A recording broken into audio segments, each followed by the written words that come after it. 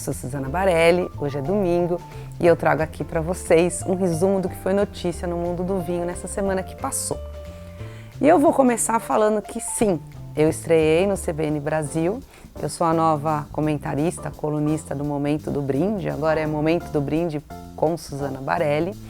E nessa primeira semana, o primeiro dia, eu expliquei um pouquinho o que eu vou fazer nesse espaço. Teve várias pessoas que acharam que ia ser vinhos e mulheres, então eu fui explicar que, obviamente, eu vou falar de vinhos e mulheres, é um tema que me toca bastante, eu acho que tem muita informação, tem notícia, tem história sobre isso, mas obviamente eu não vou falar só de mulheres no mundo do vinho. O tema da coluna é vinho e eu vou falar de tudo relacionado ao vinho, de negócios, de boas dicas, de personagens, de histórias, de notícias e tudo mais.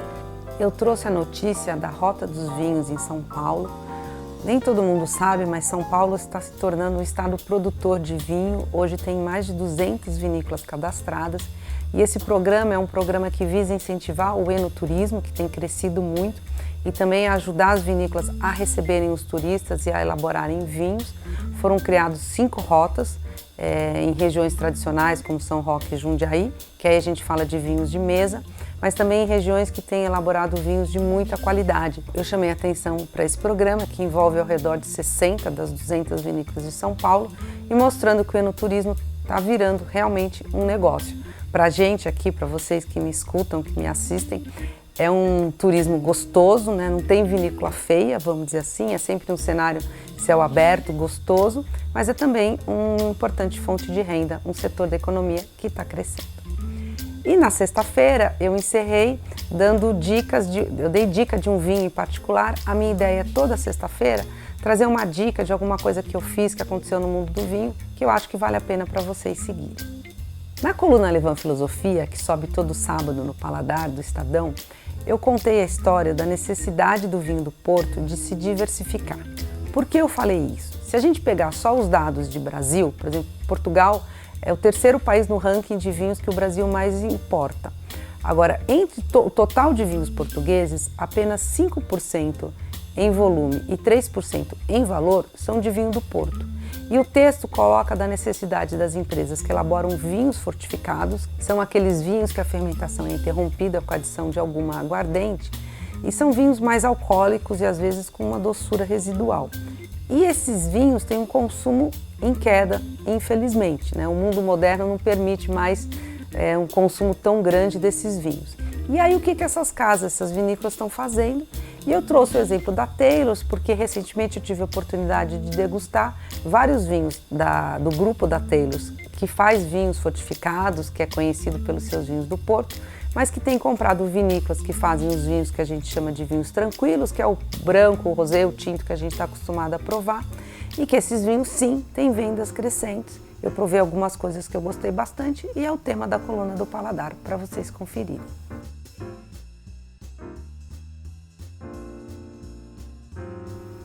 Eu tô com vinho tinto aqui, mas essa semana foi uma semana de muita degustação de champanhe e eu não vou reclamar.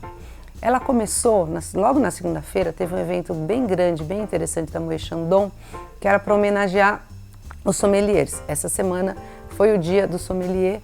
O Brasil é um dos poucos países que regulamenta a profissão do sommelier. Por mais que o mercado deles de trabalho ainda seja uma coisa muito difícil, não é fácil ser sommelier no Brasil. Bom, mas a Moët Chandon fez um evento que foi no Mocotó da Vila Leopoldina, uma homenagem aos sommeliers. Teve um menu harmonizado com uma criação conjunta do Rodrigo Oliveira, que é do Mocotó, com a Carolina Ferraz do CAS. E a ideia foram diversos pratos que harmonizassem com diversos estilos da Moët Chandon. E uma coisa que eu gostei muito, para ajudar na harmonização, por exemplo, teve um dos champanhes que é aquele champanhe ice, que tem uma doçura residual maior, né? Um champanhe doce. E aí o Rodrigo teve a ideia de fazer gelo, por exemplo, fez gelo com um chá mate, um chá preto, que aí trouxe um amargor para a bebida que permitia harmonizar com a comida. Eu achei esse caminho muito interessante, porque uma das artes, um dos segredos de harmonizar comida e bebida é você colocar na comida um elemento do vinho. Então, por exemplo, se o vinho tem muita especiaria, você tempera um pouquinho com noz moscada, por exemplo. E o que o Rodrigo fez? Ele pôs na bebida, ele precisava de um amargor, ele deu um jeito de colocar um toque de amargor na bebida para conseguir fazer a harmonização. É uma outra saída quando a gente pensa nesse universo maravilhoso que é combinar vinho e bebida. Então esse foi o dia 1 de champanhe.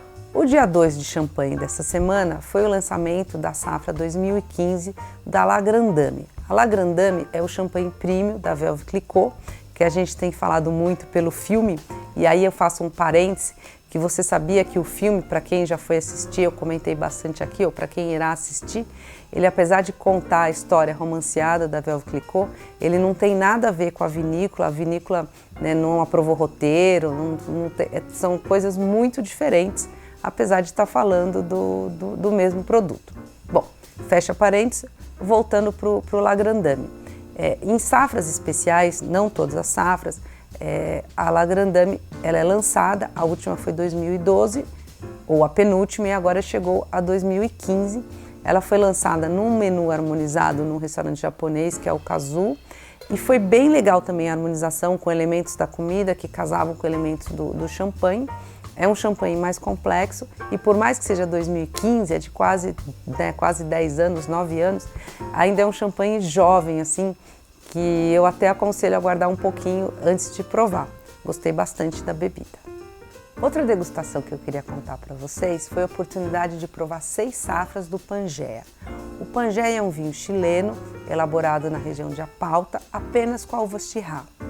E nesse projeto, o Felipe Toso, que é um enólogo que eu admiro bastante o trabalho dele, se associou com um outro enólogo, agora um australiano, que é o John Durval. O John Durval é responsável simplesmente, hoje ele é aposentado, mas ele é o cara que fez o Grange, o Penfolds Grange, que é a grande referência em vinhos australianos. O Felipe é o principal enólogo da vinha Ventisqueiro, ele tinha essa vinha de Syrah e ele convidou o John Durval para fazer esse vinho a 4 mãos. É um belo vinho, a gente provou 6 safras, a gente não provou a primeira, que foi 2004, mas provou a segunda, que foi 2005, e provamos até a última, que foi 2021. 2021 é um vinho que ainda nem chegou no mercado brasileiro. E a ideia era perceber, acompanhar a evolução do vinho, que é notável, mas é interessante que os vinhos antigos, nessas safras mais antigas, elas envelhecem muito bem, e entender um pouquinho para que caminho está indo esse vinho. Foi uma espécie de uma masterclass, o Thiago Mendes, da Enocultura, também participou, então a gente ficou discutindo os caminhos do vinho, e o mais interessante é que eles querem frisar o Pangea como o Pangea. Eles não falam que é Syrah, inclusive no rótulo, se eu não me engano, nem tem essa informação, e nem falam de Apalta, que Apalta é uma região conhecida no Chile e uma boa vendedora de vinhos, vamos dizer assim. A ideia é focar no vinho, esse vinho único, e perceber a evolução dela, que foram tipo 3 décadas diferentes, né? A década de 2000, a década de 2010 e agora de 2020. Gostei bastante. Da notícia internacional, eu queria contar uma história da Zuccardi, da vinícola Zuccardi da Argentina, que eu descobri lendo um texto da Amanda Barnes, que é uma inglesa, que na verdade mora na Argentina, mas é uma inglesa, então é notícia bem internacional. E o que está acontecendo na Zuccardi? A Zuccardi, ela resolveu engarrafar os seus vinhos premiums com garrafas mais leves. A questão do peso da garrafa é uma questão muito relevante.